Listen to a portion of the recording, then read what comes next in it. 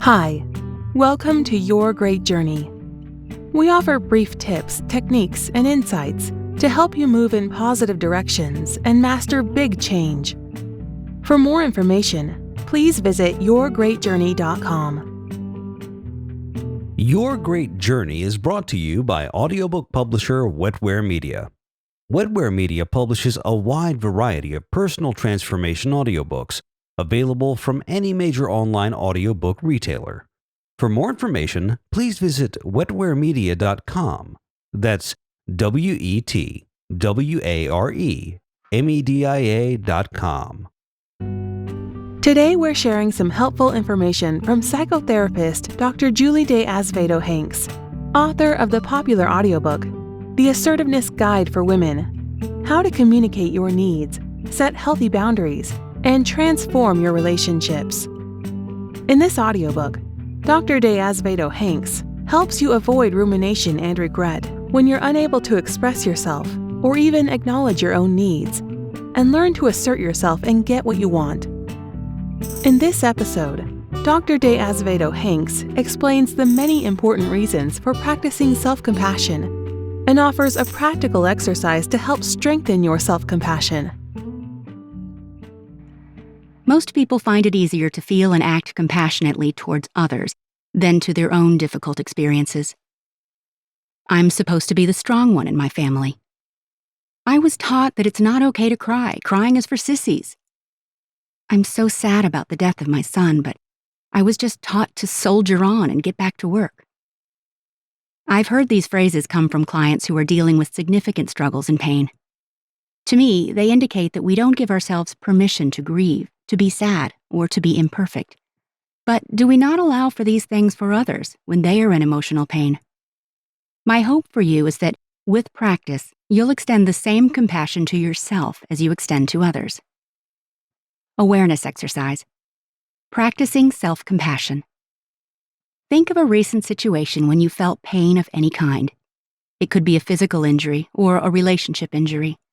It might be an unexpected loss such as unemployment, a breakup, or the untimely death of a loved one. Now reflect on the following questions. What did I tell myself about my pain?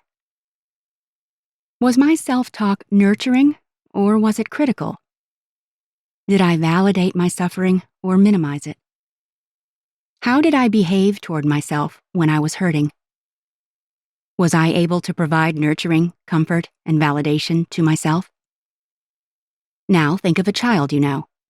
It may be your own child, a neighbor, extended relative, or the child of a friend. Place this beloved child in the previous scenario, experiencing a similar pain, and reflect on the following questions. What would I say to her? Would my words be nurturing or lean toward criticism and judgment? How would I behave? Would I validate her suffering with empathy or would I minimize her pain? How is my imagined response to a child's suffering different or similar to how I respond to my own pain? All attachment styles can benefit from the practice of self-compassion. If you have an anxious attachment style, self-compassion can help you self-soothe and validate your own experience without feeling so dependent on validation and comfort from others. If you have a securely attached style, a self-compassion practice will help you validate the emotional ups and downs that occur as a natural part of life. For avoidantly attached women, self-compassion will help you acknowledge, access, and connect to your own suffering and joy, instead of distancing from painful experiences or denying it in order to cope. What does self-compassion have to do with assertiveness? The practice of self-compassion allows you to be aware, to tune in, to be mindful of your experiences, and to provide comfort and self-nurturing when you need it. That is, to think and act in comforting and compassionate ways toward yourself. This process helps validate and soothe pain enough to let it teach and guide you to your actions. This is the healthy distance from your emotions we discussed in Chapter 4. The ability to soothe and comfort yourself allows you to move toward identifying your wants and needs from others and informs your requests of others. It's also part of differentiation because it enables you to comfort yourself instead of solely relying on others to soothe you. Since I first learned about self-compassion a couple of years ago, I have made it a practice, and I can attest that it works. It feels really good to comfort yourself and take care of yourself, though slightly uncomfortable at first. During the process of writing my doctoral dissertation, I experienced insecurities about my competence, my capability, and my worthiness. More than once a day, okay, if I'm really honest with myself, it's like 10 times a day, I broke down in tears, overwhelmed with feelings of self-doubt, inadequacy, and fear, and vowing that I was going to drop out of my program.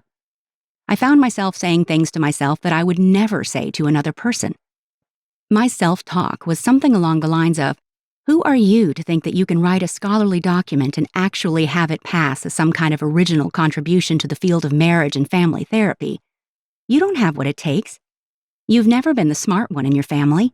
You're the social one, the songwriter, the therapist, but definitely not a scholar. Who are you kidding?" Luckily, I became aware of what I was saying to myself and saw it as an opportunity to practice self-compassion. I shifted into a mode of self-compassion instead of self-contempt.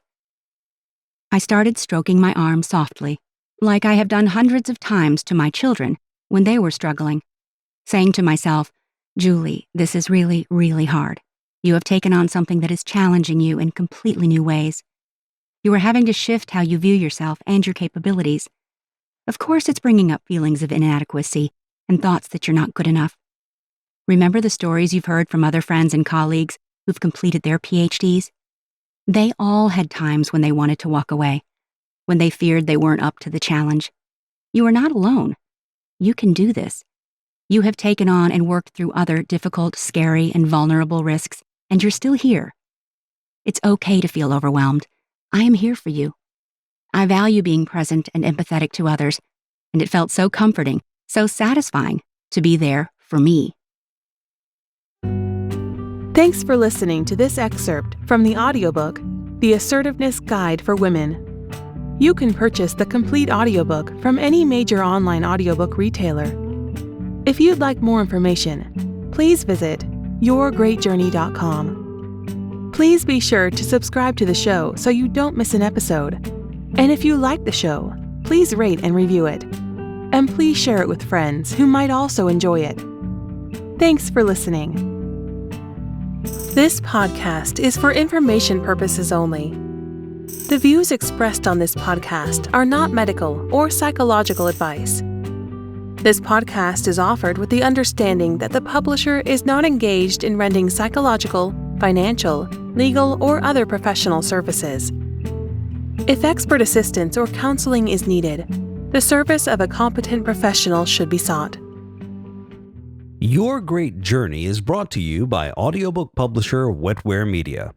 Wetware Media publishes a wide variety of personal transformation audiobooks available from any major online audiobook retailer. For more information, please visit wetwaremedia.com. That's WETWAREMEDIA.com.